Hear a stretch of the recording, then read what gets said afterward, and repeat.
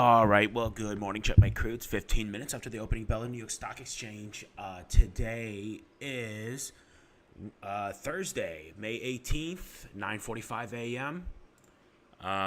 Let's get right down to it. Okay, so today I was going to talk about our individual stock orders and the already the stocks that we have, but with the way that the dollar is reacting to some of the recent Treasury auctions, I think it's worthwhile for us to talk about actually trade setups on the indices and what we're going to be doing for the next let's say a couple weeks. So let's just get right down to it. So right now we're in this phenomena, all right, where the dollar is rising pretty quickly, actually. As you all well know, within the last couple of months, the dollar short long gold trade has gotten really crowded. All right. And so what we saw last week and this week was a much higher shorter term interest rate in the Treasury auctions in the shorter term maturity. So it was like something like last Thursday, we had a I think 5-month Treasury bill that went for 5.2%, which is really high. All right. And not only that, so we've been talking also about this debt ceiling, right? So with this debt ceiling, I've been saying that the Treasury has not been issuing these long-term Treasury bonds. However,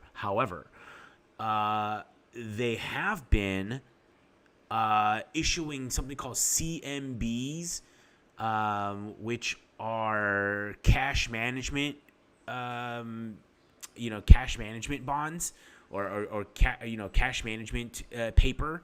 That's how they're doing it. They're doing it extremely quietly. Okay, so they're not really issuing bonds, but they're issuing these things called CMBs.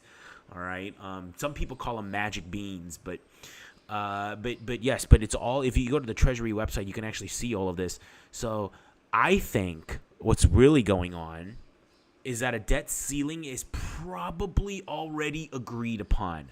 And just from the dates on the CMBs and the short-term paper, I think what they're going to do is probably kick this debt ceiling talk down. They'll probably kick it down the road, maybe like a month or two. And we'll probably see this episode again in August, September. So I think a deal has already been reached just based on looking at the auctions and just looking at the CMBs and everything that's been issued.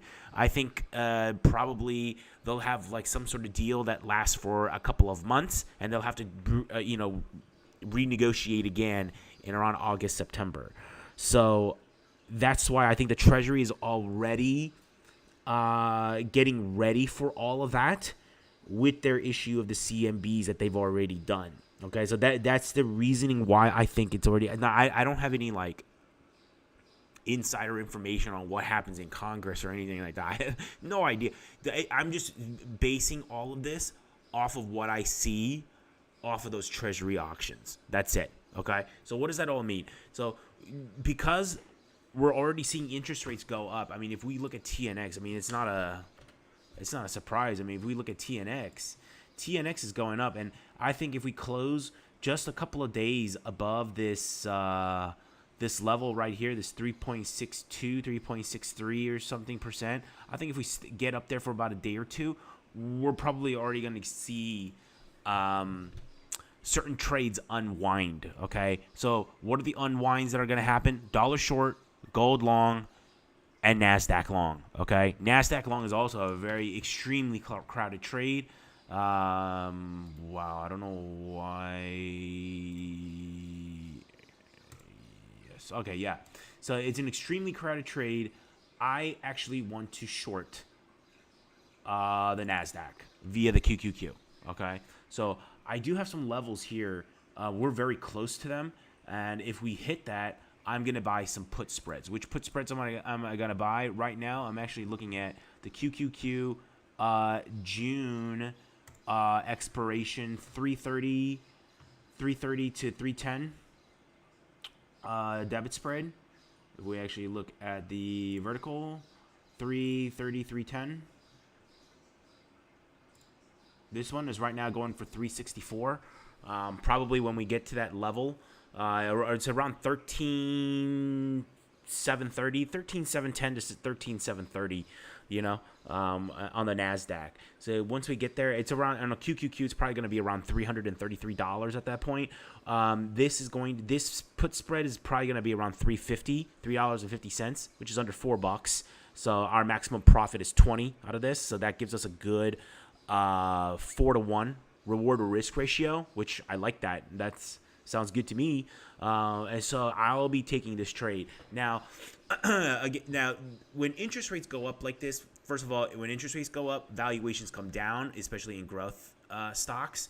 But not only that, but I also think that if we start seeing those interest rates actually make meaningful rises, we're probably going to see the dollar keep going up as well too. All right.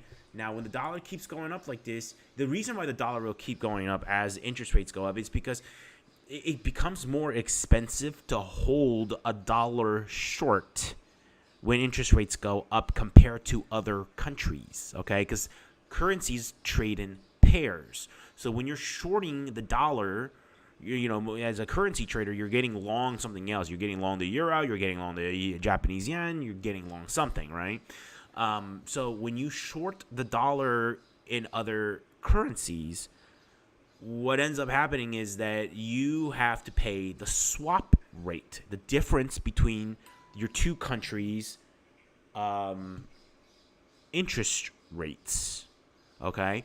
And so if the shorter term interest rates in the United States go up, that swap rate goes up, which makes it much more expensive to hold on to that dollar short. All right, and that is why I think we might see a little bit of a short squeeze in the dollar. We might see the dollar actually head up, and also that's not going to be good for the NASDAQ. So the NASDAQ, that's why I think it's going to get hit. Now, not only that, let's also take a look at our market internals as well too. If you actually look at our junk bonds ADL line, we've actually been getting some steady declines within our junk bonds ADL, our junk bonds advanced decline line. So corporate credit is weakening, okay? It is weakening. So we're getting a little bit of a divergence. The market has been flat to actually slightly up, while junk bonds have been steadily declining, and this has started since April, all right?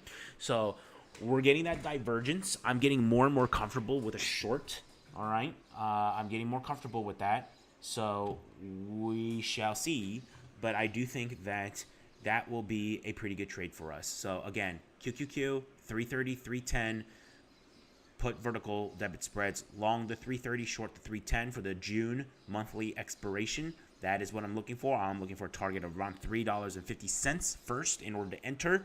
But really, the levels are really based on NQ levels. I don't know why the open interest keeps showing up. I never use this. Yep, and then yeah. So my levels here, we're almost there. We're like 10, 20 points, which is like what, 0.1% away. If it hits, it hits, and I take the trade. All right. Now on the opposite end, once we get a pullback, I want to get long. And when I get long, I'm going to get long on the small caps. And here's why I want to get long on small caps. Small caps tend to not care when the dollar goes up. When the dollar goes up, the small cap stocks are the least affected because most of the small cap stocks are heavily domestic industries, like, you know, banking, industrials, small companies, you know, biotechs. They don't really export their goods overseas. They work generally mostly domestically. And so actually most small cap stocks are net importers. So actually for them, a strong dollar helps most companies' balance sheets because the imports become cheaper. So for IWM, if we get to this like 172 zone, I want to get long the IWM. Okay, so I'm going to short the triple Q and I'm going long the small cap stocks.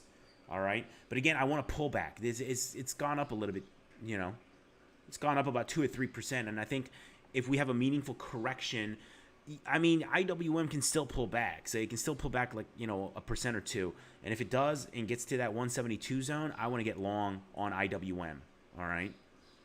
But QQQ, we're there. We're almost there for me to short. So I am patiently waiting for that to fill. Okay. So that's the triple Q. And that's just what I see right now. And also, too, if we look at, you know, this is something that we went over yesterday, but the New York advanced decline line is not dropping all that much. So that's why, again, I'm a little bit more comfortable taking the IWM long trade if we can get to that 171, 172 zone. And then also our New York Stock Exchange high-low line is still curling down. So, again, I don't think right now is the time to get long on IWM. I think that's going to be more like in a couple of weeks. But the QQQ short, oh, yeah, I'm ready. I mean, the New York high-low is down. Junk Bonds ADL is also giving us a divergence. Plus, we're seeing interest rates go up. All right.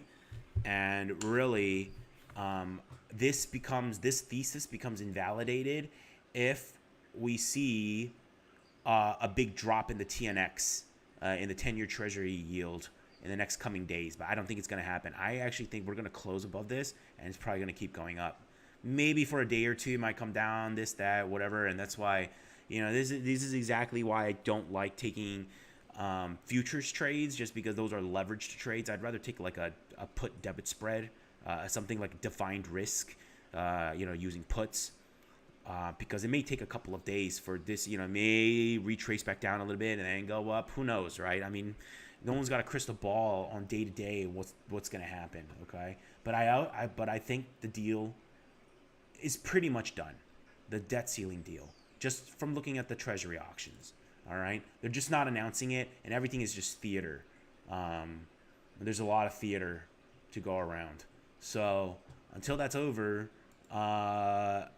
you know, the theater may continue, but I think pretty much U.S. Treasury is already ready and preparing for an announcement of that deal, and they've already started selling these CMBs to kind of bridge their financing for the next couple of months. So I see that already. So again, now I'm getting comfortable with the idea of getting short on the triple Q. And I'm ready to do that really soon. Probably within the next couple of minutes here, we're probably going to get our fill at 350. Okay. So that is the trade, and I think that was a little bit more important to go over today than our individual stocks. I'll go more over our individual stocks next week. Yeah, I'll go over that more next week. As far as other trades, I mean, I know some of you guys trade crypto. I'm actually thinking about buying some puts on Ethereum as well, because I think if the triple Q drops because the interest rates spike up, we're going to see the crypto space also drop as well too. So I've got still, you know, some funds. You know, we at the Discord we talked about the ARB token drop. I might be taking some of that token drop money and putting it into some puts via some on-chain method, probably Lyra or something like that. Actually, let's actually take a look at that.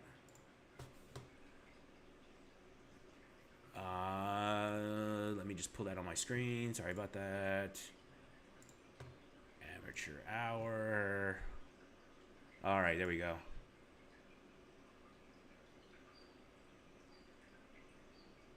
I don't really know which one I'm going to go with. I kind of like...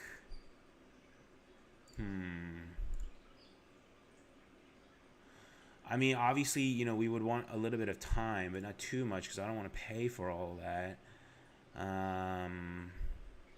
Something lower delta like this, just for a quick move down, and then cash out real quick. But June 2nd or the June 9th, that's the last one that I looked at.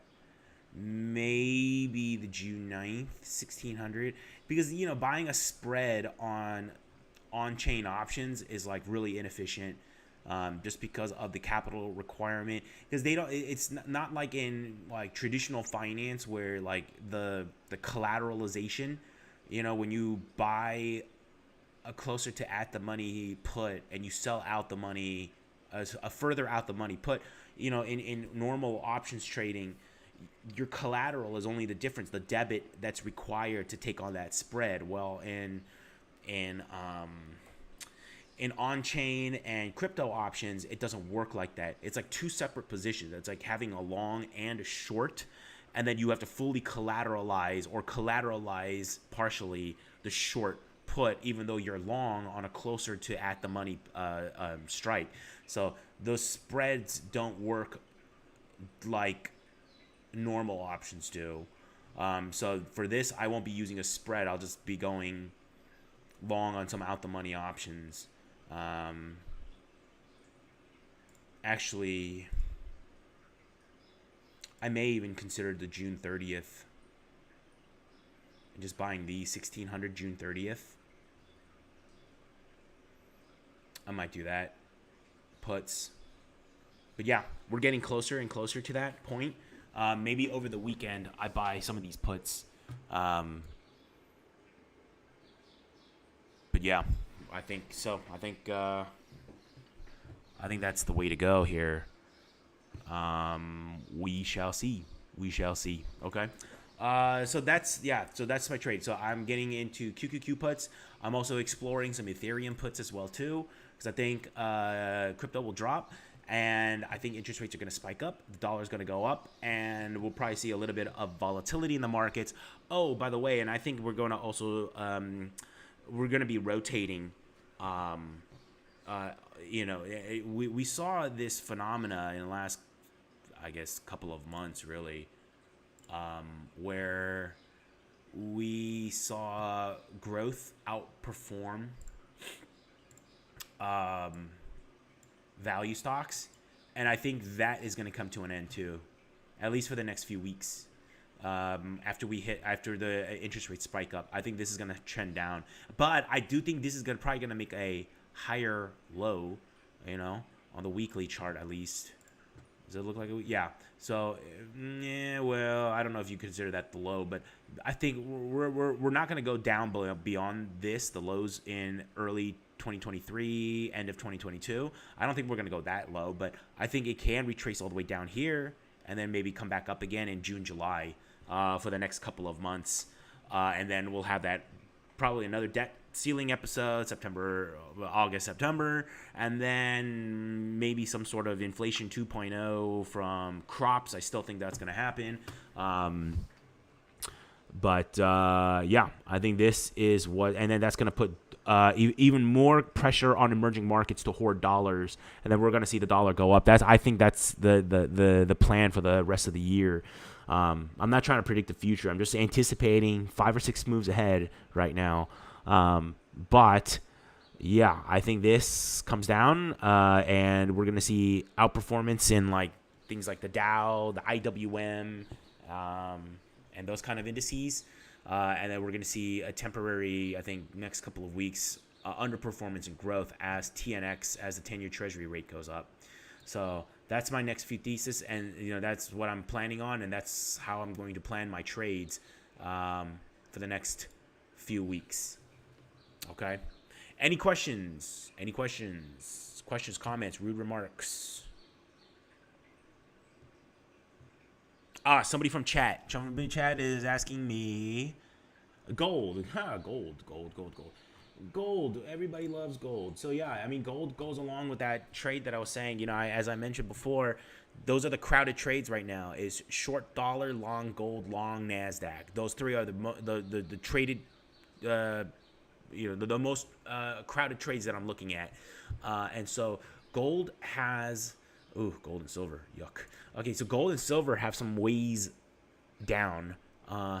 If the dollar really squeezes higher, we could see gold retrace all of this. And at that point, would that be a good idea for us to get long on silver and other commodities? Maybe.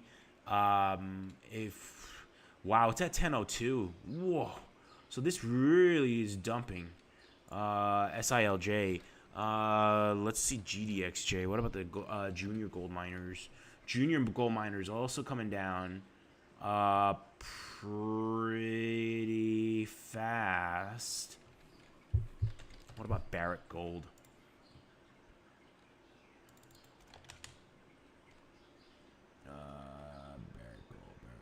Barrick Gold. Oh, Barrick Gold. Woof, look at that.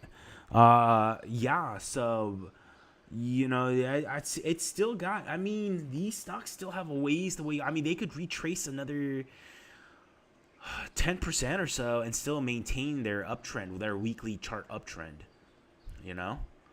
So it's still, I mean, it's still got some ways to go. And especially if the dollar really squeezes up and interest rates really go up, you know, then we could see a bigger correction in the gold and silver markets.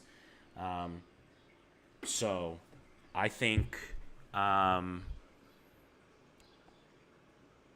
I think, we're getting really close to our buy levels here. Let's see. Have we gotten to 350 yet?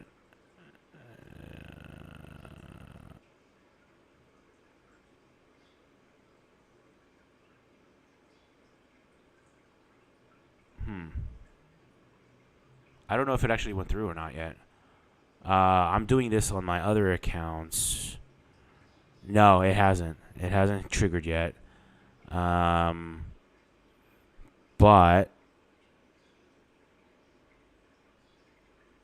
I might go ahead and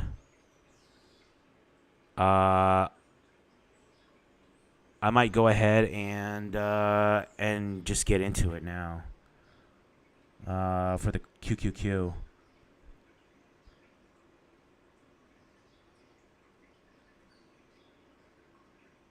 Yeah, I think I might just go ahead and just execute the trade because I think it's gonna. I think it's about to go through. No, hold on.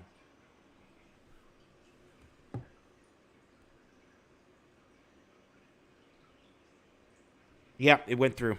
It went through. Yep. So I'm in my other accounts. I have another brokerage account at Interactive Brokers, and I just got in 350. So there we go. It just hit right now. It just hit right now. So again, you just saw me trade live, and you just saw me call it live. Right now, I am in the triple Q 330. 310 spreads. I said I was going to buy a 350. It just crossed there like a minute ago, and now we're at 345. I just checked on my Interactive Brokers. I'm in at this 350 zone. Okay, so I'm in.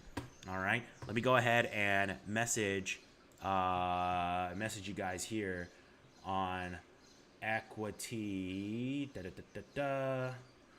Where are you guys? Yep. Okay.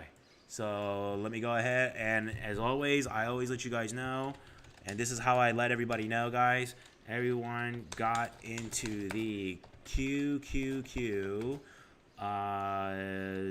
June 16th monthlies 330, 310, 330, 310, put vertical debit spreads for 350.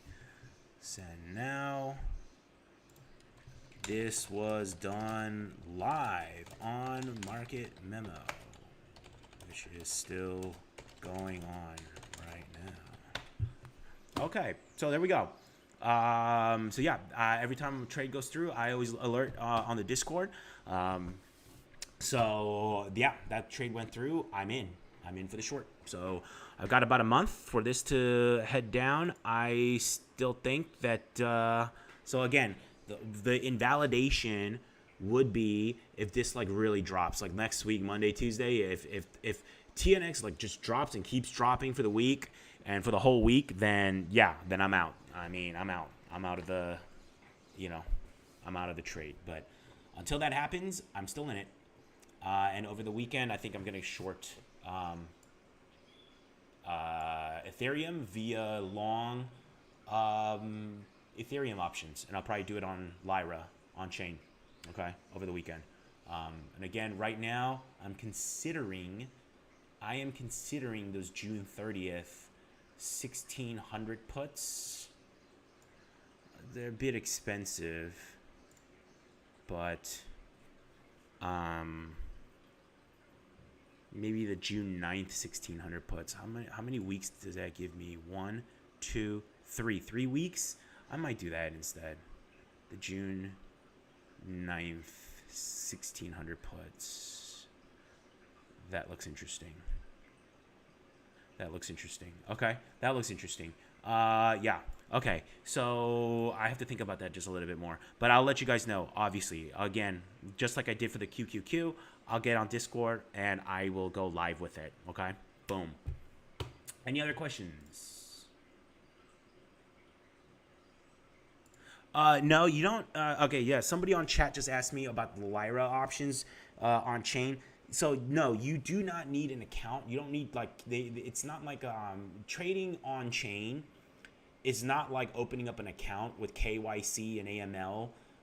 You do have to have crypto assets and to on ramp onto crypto. Yeah, you can use like Coinbase or a centralized exchange, and they will take your KYC AML. But Lyra itself, no, it's just a protocol. It's an on-chain protocol, and they don't require any KYC AML. They are on the Arbitrum network. Well, at least I'm going to be using them on the Arbitrum network. So you do have to bridge your mainnet assets, like your Ethereum and your USDC coin, USDC token. You do have to bridge it into Arbitrum to use this. And if you go into our Discord, MSC has this whole section on how to bridge. If you go to our cryptocurrency subchannel, and you should be, there are tons of tutorials that some of our members have put on our Discord. So you can check that out and see how to bridge. Or you can just ask one of us, and, we tend to stay kind of active on the Discord. So that is that. So are there any other questions? I don't see any. So, okay, well, in that case, let's go ahead and wrap up our session of the Morning Market Memo. Our Discord invitation link is in the video description below. Come join our Discord, be a part of our growing community. There's no sub fees, no paywalls. It's of the people, by the people, for the people. And if you enjoyed our video, hit like, follow, subscribe, comment, show some love, baby. All right, I'm going to be back on next week. Next week is going to be a little bit of a shorter schedule for me. I am traveling again next week, but at the end of the week, I should be back on. So I'll do another market memo probably on Thursday and Friday of next week. Monday, Tuesday, Wednesday, I'll be flying around all over the United States. So I will probably not have the best internet connections at the hotels.